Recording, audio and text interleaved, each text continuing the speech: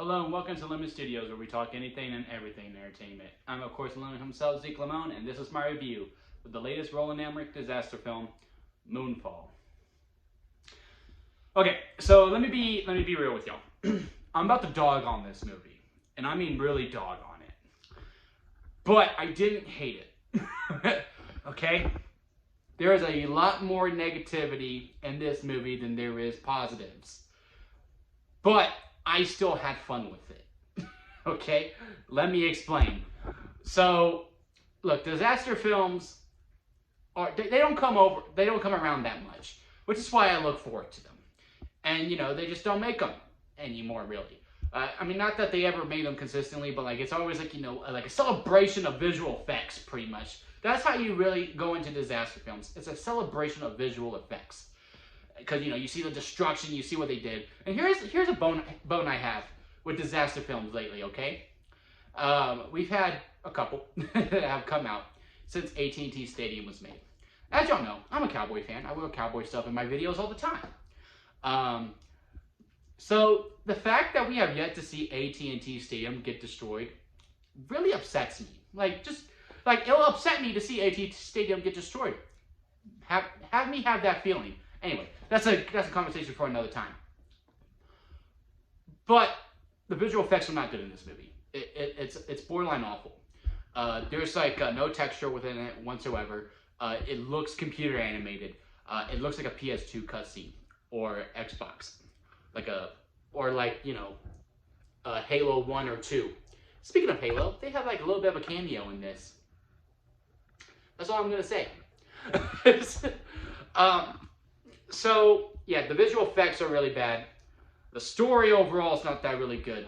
So with the story, there's really two different ways you can go about with a movie like Moonfall. When your synopsis is, the moon is evil, and it has decided to crash into Earth.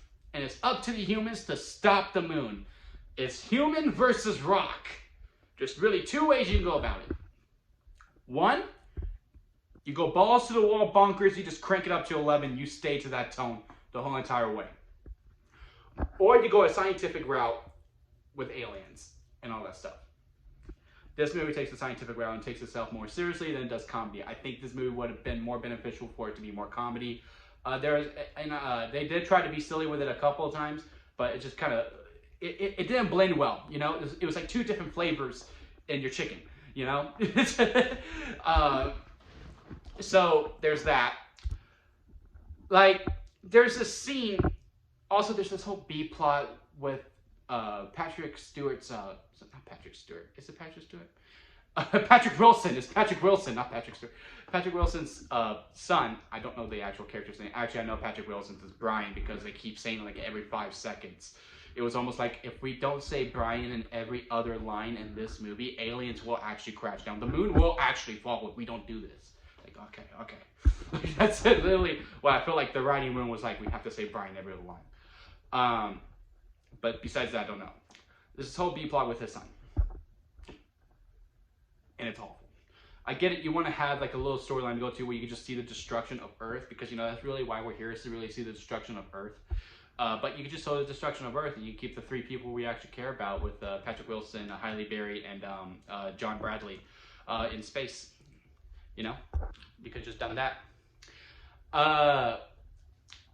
Yeah, so the moon stuff was actually pretty good, like actually going up. Like the alien with the moon is actually really, really good. Everything on Earth is absolutely awful, visual effects wise. And it's really not that funny. It takes itself a little too seriously.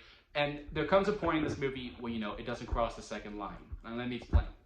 There's really 2 lines with your storyboarding. There's the first line, which is the line you don't cross.